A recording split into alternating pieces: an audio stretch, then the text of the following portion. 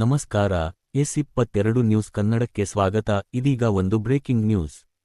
ಪುಣೆ-ಬೆಂಗಳೂರು ರಾಷ್ಟ್ರೀಯ ಹೆದ್ದಾರಿಯಲ್ಲಿ ಬೆಳಗಾವಿ ಜಿಲ್ಲೆಯ ಮುತ್ನಾಳ ಸಮೀಪ ಭೀಕರ ರಸ್ತೆ ಅಪಘಾತ ಸಂಭವಿಸಿದೆ. ಇದರ ಪರಿಣಾಮ ಒಂದು ಕಾರಿಗೆ ಸ್ಥಳದಲ್ಲೇ ಬೆಂಕಿ ಹೊತ್ತಿಕೊಂಡು ಹೊತ್ತಿ ಉರಿದ ಘಟನೆ ನಡೆದಿದೆ.